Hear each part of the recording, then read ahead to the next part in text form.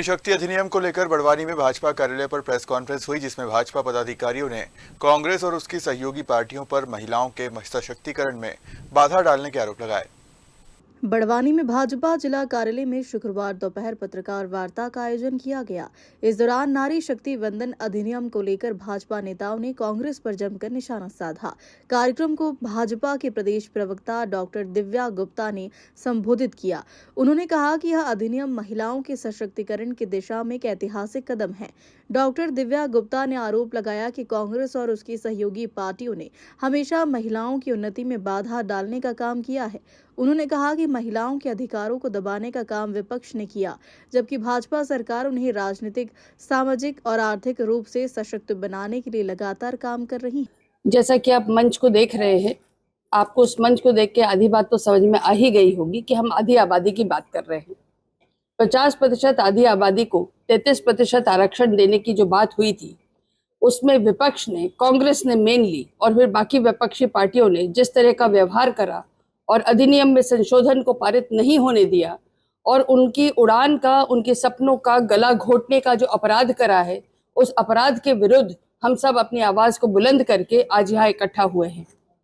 और भारतीय जनता पार्टी एक वो पार्टी है जिसने हमेशा से ये माना है कि ये जो आधी आबादी है, इसको पूरी तरह से अपना जो योग्यता है, उस योग्यता के आधार पर उनको आगे आने का पूरा मौका दिया जाना चाहिए। बात फिनिशिंग लाइन की नहीं है, बात स्टार्टिंग लाइन को ठीक करने की है। फिनिशिंग लाइन पर तो महिला अपने आप पहुंच ही रही है और पहुंच ही जाएगी, लेकिन फिनिशिंग लाइन के बजाय अगर हम स्टार्टिंग लाइन को सुधार दें तो क्या उनको बहुत अच्छा मौका मिल सकता है। लेकिन संसद में अधिनियम के संशोधन को पारित नहीं करने देना, विपक्ष ने जो अपराध करा है उस अपराध के साथ उनको जीना होगा। मेरा बार बार यही कहना है कि जिस ढंग से उन्होंने मेजें थपथपाकर, मुस्कुराकर इस अधिनियम को पास नहीं होने दिया है, वो बहुत बड़ा जघन्य अपराध उन्होंने करा है। मैं पुनः दोहराऊंगी कि क्या सिर्फ एक पार्टी और एक परिवार की 2 महिलाएं संसद में बैठे, क्या ये वाजिब है? क्या कांग्रेस की कार्यकर्ताओं को ये अधिकार नहीं मिलना चाहिए कि वो भी संसद तक जाए? क्या सिर्फ सोनिया गांधी और प्रियंका वाड्रा का ही एकाधिकार है कि वो संसद में बैठे? क्या डिंपल यादव का क्या इसमें योगदान है पार्टी में जो वहां संसद में बैठी है?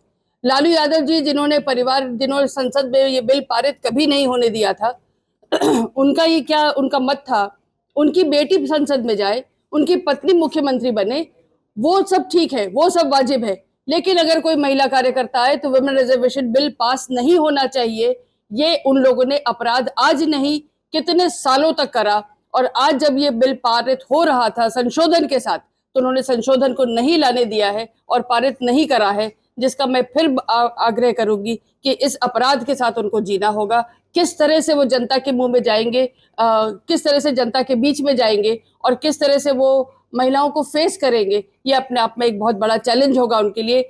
महिलाएं अपनी उड़ान को, महिलाएं अपने सपनों को अगर ये दबा दिया जाएगा तो उसको माफ नहीं करेंगी, ये तय बात है। विपक्ष का आरोप है कि 2023 में महिला आरक्षण बिल पास हो गया था, उसे लागू क्यों नहीं किया गया? आगे नया क्या करने जा रहे हैं?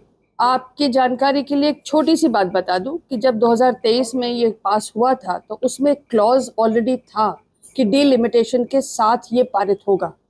जब ये संशोधन अब लाया गया, 2026 की कैपिंग जब खत्म हुई, 50 वर्ष की 2026 की कैपिंग खत्म होने के बाद ये डिलिमिटेशन को अब लाने जाना था, जिसको अब वो पारित करने के लिए, संशोधन करने के लिए ये बिल पारित हो रहा था।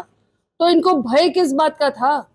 भय ये था कि हम हार जाएंगे, डिलिमिटेशन अपने हिसाब से कर लेंगे। डिलिमिटेशन का अपना एक आयोग है, वो सरकारी नहीं है, वो आयोग के हिसाब से डिलिमिटेशन होता, और डिलिमिटेशन होता तो फिर नई सीटें आती और नई सीटों में महिला आरक्षण होता, जिसके साथ महिलाओं की बड़ी भागीदारी होती। देश की उन्नति, उड़ान, विकसित भारत का सपना जो माननीय प्रधानमंत्री जी देख रहे हैं, वो तभी पूरा होगा जब महिलाओं की भागीदारी होगी। अखिलेश यादव ने कहा है कि जनगणना जब तक लागू नहीं होगी, जब तक महिला आरक्षण लागू नहीं होने दिया जाएगा। अखिलेश यादव का थोड़ा सा दिक्कत इस बात की है कि अखिलेश यादव के पिताजी ने भी वही अपराध करा था और अखिलेश यादव पढ़े लिखे होने के बावजूद वही अपराध कर रहे। फिर मैंने कहा, उनका एग्जाम्पल ही दे रही हूँ मैं, कि वो खुद बैठे और पीछे अपनी पत्नी को बिठा के हर बार बैठे। ये कहाँ तक जायज है? अखिलेश यादव से मैं पूछना चाहूंगी, आपकी पत्नी संसद में बैठे, सपा की कोई महिला कार्यकर्ता को जगह नहीं मिली। इस मौके पर भाजपा जिलाध्यक्ष अजय यादव, महिला मोर्चा प्रदेश उपाध्यक्ष अंजना पटेल, जिलाध्यक्ष लक्ष्मी शर्मा, नगरपालिका अध्यक्ष अश्विनी निक्कू चौहान और अन्य पदाधिकारी मौजूद रहे। Bureau report Barwani.